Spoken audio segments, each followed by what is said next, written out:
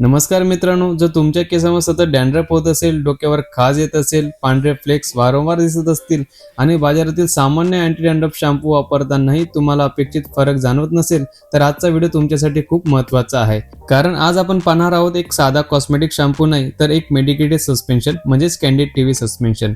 आणि या प्रोडक्टबद्दल सर्वात महत्त्वाची गोष्ट म्हणजे ही नेहमीच्या शॅम्पू सारखे फक्त केसांवर लावून लगेच धुवायचे नाही. याची एक ठराविक वापरण्याची पद्धत आहे. आजच्या व्हिडिओमध्ये मी तुम्हाला अगदी सोप्या भाषेत सांगणार आहे. डॅन्ड्रफसाठी हे कसं वापरायचं, किती वेळा डोक्यावर ठेवायचं, आठवड्यातून किती वेळा वापरायचं आणि वापरताना कोणती काळजी घ्यायची, म्हणून व्हिडिओ शेवटपर्यंत नक्की पहा. मित्रांनो, माझ्या हातात आहे कॅन्डिड टीव्ही सस्पेन्शन. याचं क्वांटिटी 75 ml चं असून याचं MRP 362 आहे आणि हे सहज तुमच्या जवळच्या मेडिकलला सहज मिळू शकतं.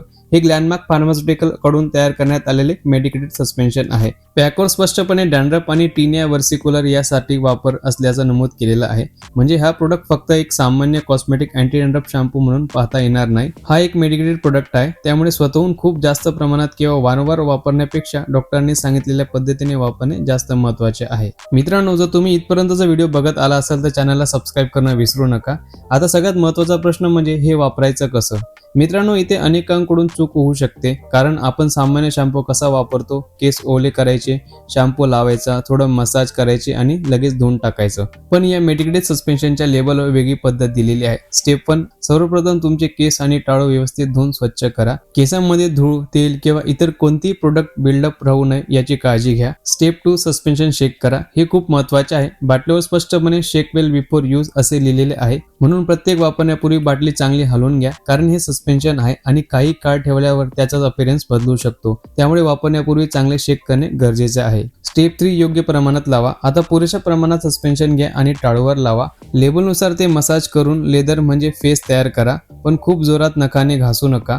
हळुवारपणे मसाज करा, जेणेकरून सस्पेन्शन टाळूवर व्यवस्थित पसरू शकेल. स्टेप 4, लगेच धुवू नका. हा या प्रोडक्टचा सर्वात महत्त्वाचा भाग आहे. सामान्य शॅम्पू प्रमाणे लावल्यानंतर लगेच धुवून टाकायचं नाही. लेबलवर दिल्याप्रमाणे सुमारे 5 मिनिटं ठेवायचं आहे, म्हणून प्रोडक्ट लावल्यानंतर 5 मिनिटे ते टाळूवर राहू द्या.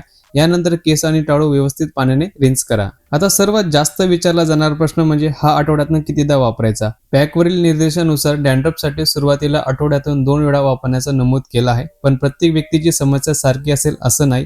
डॅन्ड्रफ किती आहे, टाळूची स्थिती कशी आहे आणि समस्या नेमकी कशामुळे आहे यानुसार उपचार बदलू शकतात. म्हणून हा मेडिकेटेड प्रोडक्ट वापरण्यापूर्वी डॉक्टर किंवा डर्माटॉलॉजिस्टचा सल्ला घेणं सर्वात सुरक्षित पर्याय आहे. वापरताना कोणती काळजी घ्यावी. मित्रांनो, आता हा भाग खूप महत्त्वाचा आहे, कारण हा मेडिकेटेड प्रोडक्ट आहे. पहिलं, डोळ्यापासून दूर ठेवा. प्रोडक्ट डोळ्यामध्ये जाऊ देऊ नका. चुकून डोळ्यात गेलं तर भरपूर पाण्याने व्यवस्थित धुवा. ज्वेलरी आणि हेअर ॲसेसरीज काढा.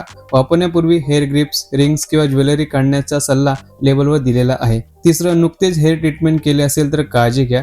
जर तुम्ही नुकतेच केस ब्लीच केले असतील, हेअर टिंटिंग केले असतील किंवा परमनंट वेविंग केले असेल तर लगेच हा प्रोडक्ट वापरू नका. लेबलवर याबाबत स्पष्ट क्वेश्चन दिलेले आहे.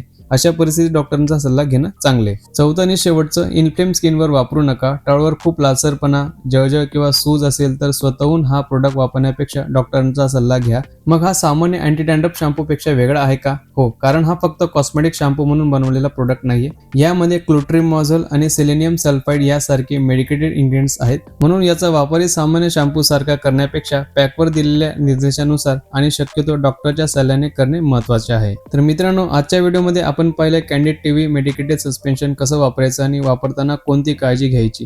तुम्हाला हा व्हिडिओ महत्त्वपूर्ण वाटला असेल तर व्हिडिओला लाईक करा, शेअर करा तुमच्या फॅमिली फ्रेंड्ससोबत आणि चॅनलला सबस्क्राईब करणं विसरू नका. आपण भेटूया पुढच्या व्हिडिओमध्ये. तोपर्यंत तुम्ही तुमची काळजी घ्या. धन्यवाद.